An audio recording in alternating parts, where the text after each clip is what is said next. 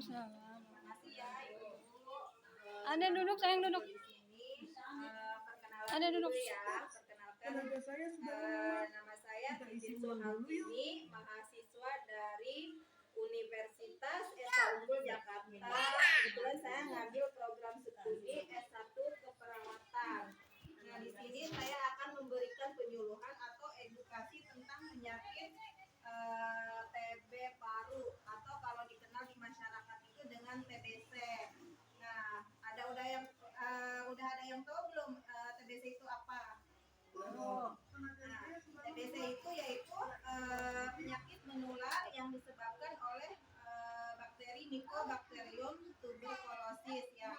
Tuberkulosis ini di masyarakat biasa dikenal dengan sebutan TBC atau paru-paru basah, plek paru dan lain-lain. TBC ini bukan penyakit keturunan ya. Terus saat ini TBC itu adalah penyakit yang paling besar nomor 2 di dunia. Nah, terus di sini bagaimana sih cara penularannya TBC? TBC itu ditularkan lewat udara dari pasien TBC ke orang yang berada di sekitarnya. Jadi misalnya kalau kita kontak berhadapan-hadapan ada seseorang yang terkena TBC itu bisa menular ya. Penularannya yaitu lewat udara, lewat droplet, terus batuk, bersin tanpa menutup mulut. Makanya disarankan untuk memakai masker ya. Bakteri TBC dapat bertahan di udara selama beberapa jam, terutama di tempat yang lembab dan gelap. Terus bakteri TBC yang berada di udara tersebut dapat terhirup oleh orang yang berada di dekat pasien TBC. Nah, kalau sudah terhirup kan pasti ya kalau daya tahan tubuh kita lemah, nanti cepat penularannya, kayak gitu. Bisa juga penularannya itu melalui perlengkapan sehari-hari kayak peralatan makan seperti piring, sendok, gelas, kayak gitu ya.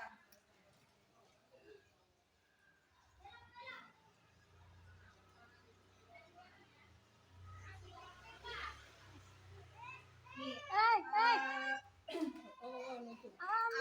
terjadi kalau seseorang kontak erat dengan pasien TB paru? Itu satu ya, kemungkinannya jika daya tahan baik, bakteri yang masuk tubuh dapat dihilangkan oleh sistem kekebalan tubuh sehingga orang tersebut tidak sakit TBC. Yang kedua, kemungkinan kedua itu bisa terjadi kondisi yang disebut infeksi laten TBC. Dalam kondisi ini, bakteri TBC masuk ke dalam tubuh tetapi dipagari oleh sistem kekebalan tubuh bakteri tersebut dalam kondisi tidur sehingga bakteri tersebut tidak menimbulkan penyakit. Yang ketiga, jika daya tahan tubuh tidak baik, bakteri TBC akan menimbulkan penyakit TBC. Orang dengan infeksi laten tidak memiliki gejala sakit TBC dan tidak menularkan penyakit, tetapi bakteri yang ada di dalam tubuh bisa menjadi aktif dan menimbulkan sakit TBC. Nah, kalau sudah tertular, walaupun kitanya sehat, tapi kalau sudah tertular tiba-tiba daya tahan tubuhnya drop, cepat ya penularannya kayak gitu.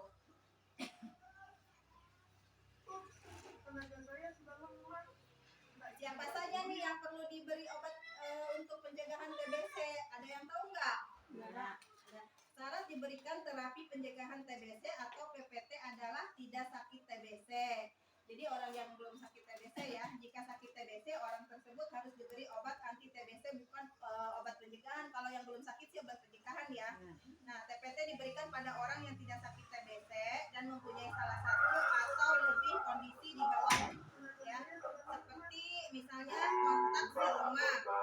Misalkan anak usia dari 0 sampai 14 tahun, remaja dan dewasa yang tinggal dengan pasien TBC terkonfirmasi bakteriologis. Jadi orang yang satu rumah penghuninya banyak kayak gitu, terus tidak ada pencahayaan yang baik kayak gitu. Nah, terus dengan orang dengan HIV atau AIDS atau ODHA. Karena virus HIV yang kita ketahui adalah virus yang menyerang sistem kekebalan tubuh sehingga ODHA mempunyai daya tahan tubuh yang lemah sehingga berisiko tinggi tertular TBC. Nah, yang mempunyai penyakit pasien yang mempunyai penyakit HIV itu juga cepat tertular, sama ya, tertular TBC. Terus yang ketiga, orang dengan faktor risiko seperti pasien yang menjalani pengobatan kanker, pasien yang mendapatkan perawatan dialisis, pasien yang sedang persiapan transplantasi organ, warga binaan pemasyarakatan, petugas kesehatan yang berisiko tinggi ya. Orang kesehatan juga bisa berisiko tertular TBC, apalagi kan sering kontak langsung ya, seperti ya dokter, perawat, bidan, pokoknya para nakes itu resikonya tinggi ya tertular penyakit.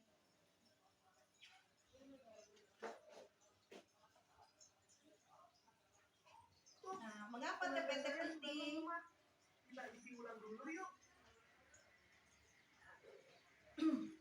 TPT itu sangat penting ya untuk diberikan.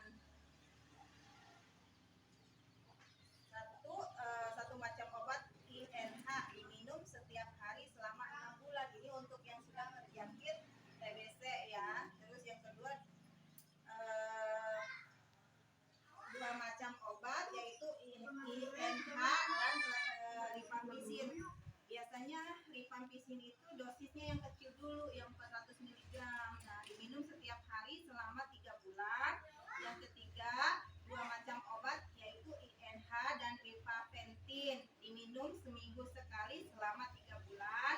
Keempat, 2 macam obat yaitu LPX dan E, diminum setiap hari selama 6 bulan untuk anak yang kontak erat dengan pasien TB ergo. Seluruh paduan obat tersebut mempunyai efek yang sama,